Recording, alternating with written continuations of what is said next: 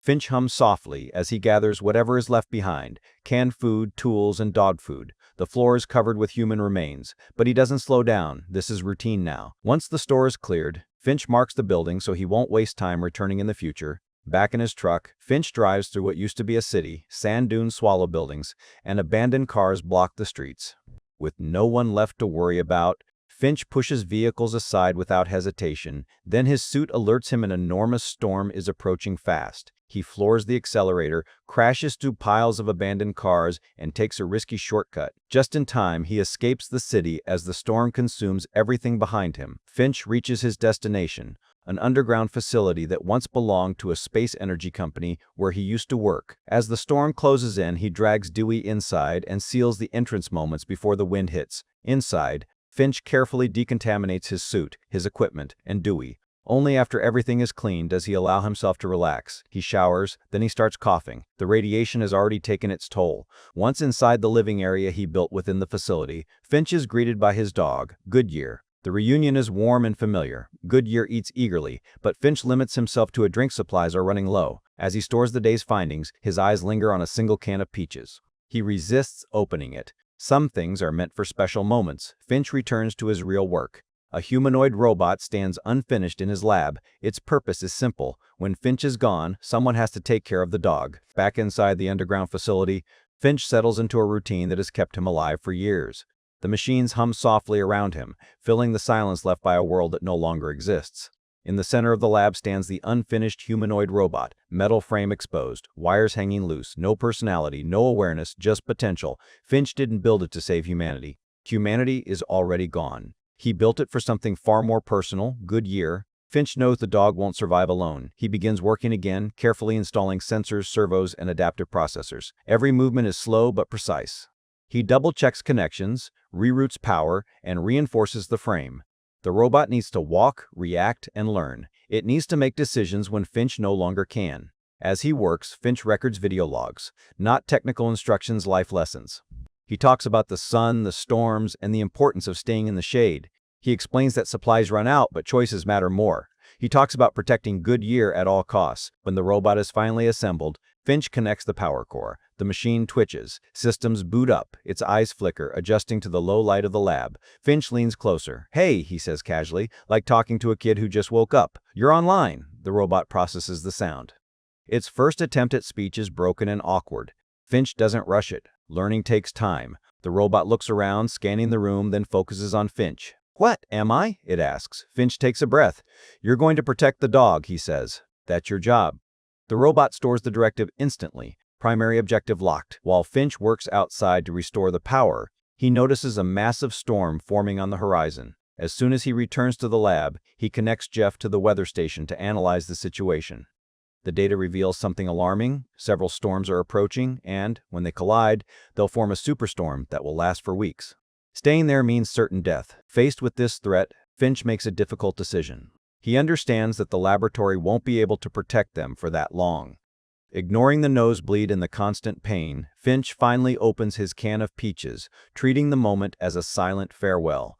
Then, he studies the map and realizes that the only chance of survival is to head west. Finch decides that the destination will be San Francisco, a place that represents more hope than certainty. Knowing that time is running out, he accelerates the completion of Jeff's body and increases the data transfer rate. The process isn't ideal, as the robot will be activated with incomplete information, but there's no other choice. With the body fully assembled, Jeff manages to stand up for the first time. Finch begins teaching him to walk, guiding his movements with patience. After a few falls, Jeff starts to balance on his own, while Goodyear watches everything with attention and suspicion. Finally, Finch starts packing everything they might need for the journey.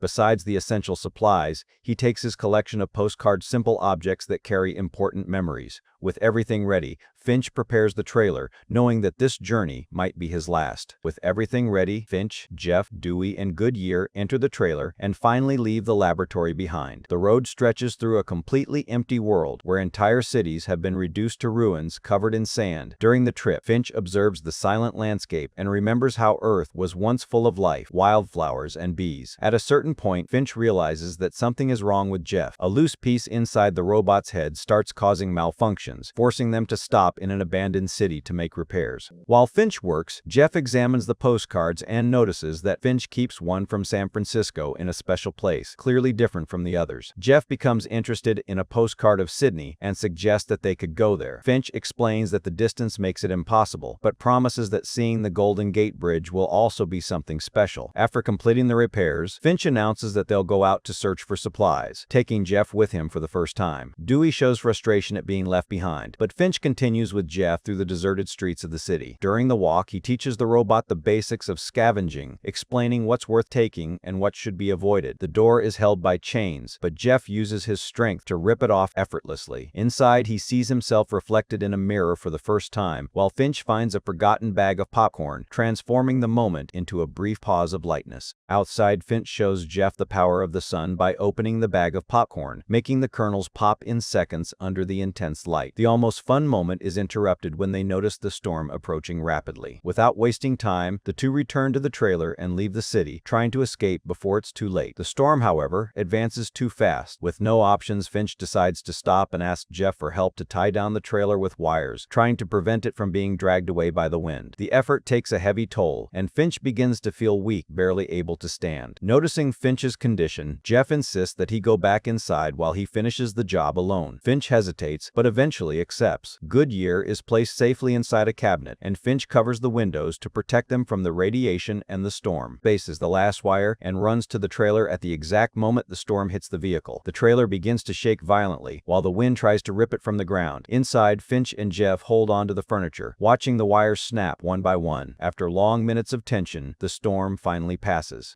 When they step outside, Finch realizes that only one wire remained intact, precisely the one Jeff had placed. Despite the victory, they discover that one of the trailer's tires has been destroyed, making it clear that the journey is only beginning. With dawn breaking, Jeff uses his strength to lift the trailer while Finch changes the damaged tire. After the repair, the group decides to spend a little more time at the location to rest. By opening the solar panels, they manage to recharge the systems and prepare to continue the journey safely. During this time, Jeff tries to imitate Goodyear, barking back at the dog in an attempt to communicate. Finch observes the scene and explains that trust takes time, especially for an animal that has already lost everything. The lesson seems simple but marks the beginning of Jeff's understanding of emotional relationships. Back on the road, Jeff shows curiosity and asks Finch what it means to trust someone. Finch hesitates, knowing that it's not easy to explain such a complex concept. Instead of a direct definition, he decides to tell a story from the past. Finch recalls his first job when he worked with an inefficient team on an important project. Even though he solved the problem alone, he decided to share the credit with everyone, earning the group's trust. For Finch, trusting meant taking risks for others. Jeff listens carefully but interprets the story logically, stating that the real problem was Finch not trusting his team from the beginning. The answer surprises Finch, showing that Jeff still sees the world in a very different way. The conversation is interrupted when Finch starts coughing violently. He stops the trailer near an abandoned restaurant on the road, using the building for shade. Without the protective suit, Finch runs inside, but ends up coughing blood, making it clear that his condition is worsening rapidly. Outside, Jeff tries to bring Goodyear inside, but the dog refuses to follow him. Finch has to go out again to get the leash and lead Goodyear to the restaurant, asking Jeff to watch the trailer. While Finch tries to rest for a few moments, Jeff decides to explore how the vehicle works. Jeff turns on the sound system and then tries to drive the trailer alone. Without experience, he ends up crashing into an abandoned car. Hearing the noise, Finch runs outside, followed by Goodyear, who almost exposes himself to the sun without protection. Finch manages to stop the dog in time and, overcome with frustration, harshly reprimands Jeff. He demands that Jeff bring the trailer back, but the robot, confused and emotionally overwhelmed, ends up colliding with one of the restaurant's columns. To show the real danger, Finch places his hand under the sunlight for a few seconds, demonstrating how much it burns. He shouts at Jeff, reminding him that his absolute priority is to protect Goodyear. The lesson is harsh, and Jeff's silence makes it clear that the mistake had a profound impact. Back on the road, Finch notices that Jeff is quiet and dejected. Recognizing that he went too far, he decides to give the robot a new chance and begins teaching him to drive properly. At first, Jeff is clumsy and ends up crashing into some rock formations, but little by little he starts to learn and gains confidence behind the wheel. When night falls, the group stops to rest and watches the aurora borealis illuminating the sky. Without the ozone layer, the phenomenon has become visible frequently. Jeff questions why they don't drive at night, seeing it as an advantage against the sun's heat. Finch explains that darkness also brings dangers. Desperate and starving people hide in the shadows, ready to attack anyone who passes by. The answer makes it clear that, even after the end of the world, the greatest risk still comes from humans themselves. The next morning, Jeff is awakened by Goodyear's barking and runs to check on Finch. He finds the engineer shaking and feeling ill. Not knowing exactly what to do, Jeff takes care of him the best he can and decides to keep driving so Finch can rest. After hours on the road, they reach another abandoned city. Jeff, now more confident, asks Goodyear to stay with Finch while he and Dewey go out to search for supplies. The decision shows that Jeff is beginning to take on greater responsibilities. Jeff and Dewey enter an abandoned hospital in search of supplies. The place is silent and seems empty, but the feeling of danger is constant. Jeff asks Dewey to stay watching the entrance while he goes upstairs to check the upper floors. Upstairs, Jeff finds some medicine and clothes still usable. He puts on a jacket he finds along the way and opens a cabinet full of useful items, believing he's finally succeeded in the mission. Meanwhile, downstairs, Dewey finds food, but when trying to grab it, ends up activating a hidden trap. The trap destroys Dewey instantly, without Jeff noticing what happened. At the same time, Finch wakes up in the trailer and realizes that his robots haven't returned.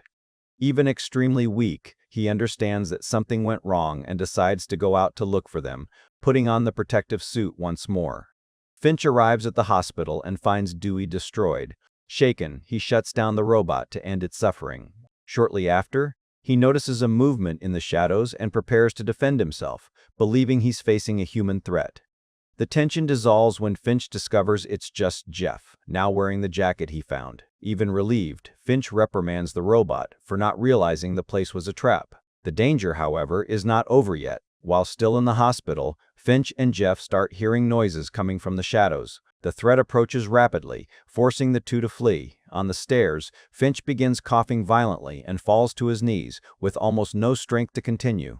Even so, Jeff helps him get up, and together, they run out of the building. As soon as they reach the trailer, Finch enters hurriedly and leaves immediately, without noticing that a car starts following them in the distance. The group drives for hours until nightfall, when Finch finally notices the pursuit. The tension increases as they realize they're not alone on that road. Since Jeff can see in the dark, they turn off the headlights to try to shake off the pursuer. Still, the car continues behind them. Finch accelerates, searching desperately for a place to hide, while the danger gets closer and closer. Ahead, Finch spots an underpass and decides to get off the road to hide. Jeff tries to warn him that the trailer is too tall to pass through the spot, but Finch, gripped by panic, ignores the warning and keeps driving. The result is immediate. The trailer's solar panels are destroyed when they hit the underpass. To avoid something worse, Jeff uses all his strength to push the trailer until it's completely hidden. In silence, the group waits, hoping that the car will pass by without noticing their presence. The group remains hidden in absolute silence until the car finally passes and disappears down the road. Only then does Finch exit the trailer to assess the damage caused by the impact. Seeing the destroyed solar panels, he realizes they may not make it to San Francisco. Guilt takes over him, knowing that his hasty decision put everyone at risk. Jeff tries to comfort him, saying there's still hope, but Finch explodes emotionally. He shouts, frustrated with his own physical condition and with the fact that he's failing to protect those he loves. The argument reveals the deep fear that Finch has carried since the end of the world. Even so, Jeff doesn't give up. He follows Finch inside the trailer and says he believes in him. These words lead Finch to tell a story that explains why trusting is so difficult for him. It's a calm moment, but loaded with emotional weight. Finch recalls the days right after the solar flare, when people were still trying to survive together. In a looted supermarket, he found only one package of pasta until he noticed a mother and her daughter pushing a cart full of supplies. The girl held a gun, while the mother insisted she shoot any stranger. Fearing for his life, Finch hid. Soon after, an armed man appeared and tried to rob the two. During the struggle, several shots were fired. When silence took over the place, Finch came out of hiding and found mother and daughter dead on the floor. Hearing a faint sound, Finch opened the girl's backpack and found a terrified puppy. In that moment, he decided to take it with him. It was on that day that Finch adopted Goodyear and promised to protect him at any cost. It was also when he learned to never trust anyone again. The next morning, Finch rests, while Jeff takes over driving the trailer. During the trip, Jeff examines the postcards again and notices something important. The San Francisco postcard wasn't sent by an uncle, as Finch had said, but by his father. The other postcards are all blank, with no messages on the back. Shortly after, the trailer system indicates that the ultraviolet radiation levels are not critical in that area. Confused, Jeff brakes after hitting something small on the road. Finch wakes up and discovers it's a butterfly. Upon exiting the trailer, he extends his hand under the sun and realizes that, for the first time in years, the light doesn't burn him. Excited, Finch walks through the area and finds more butterflies, plants, and even a flower growing in the soil. Life is slowly returning. The moment marks a clear change in the journey, bringing hope where before there was only survival. To celebrate the change, Finch puts on his elegant suit and stops the trailer to have a picnic under the sun. For the first time in many years, he can feel the warmth without fear. Jeff observes everything with curiosity, trying to understand the value of that simple moment for a human. During the conversation, Jeff reveals that the previous night he saw the group of people on the bridge while Finch was sleeping.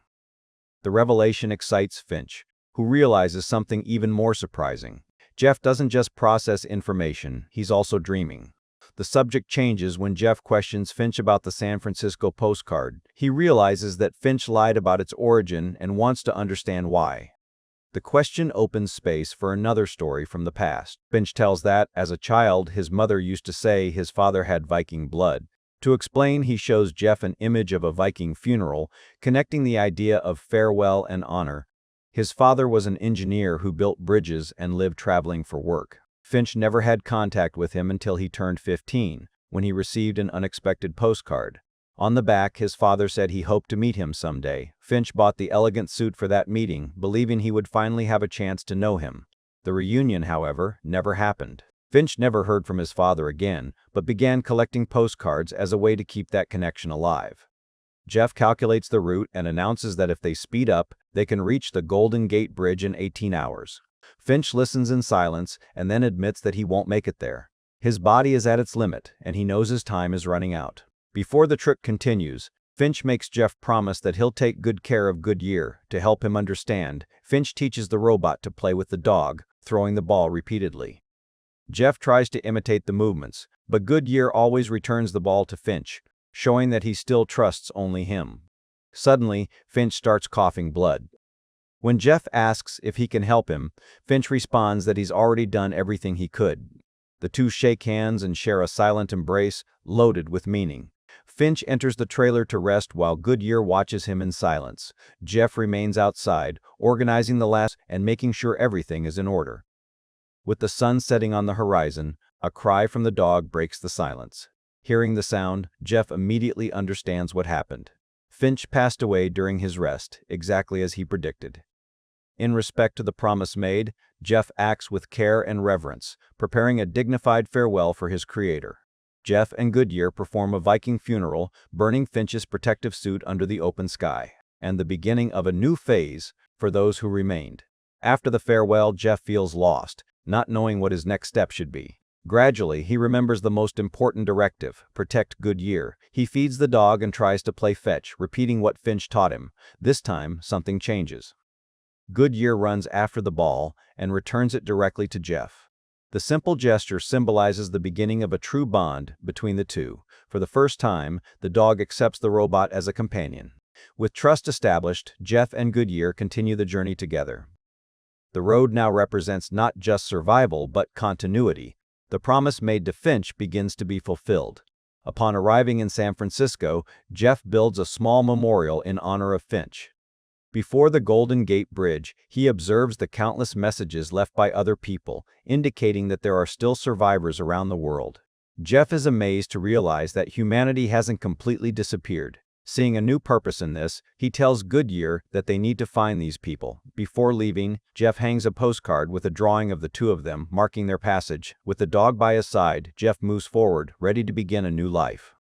Thus ends Finch, a science fiction and adventure film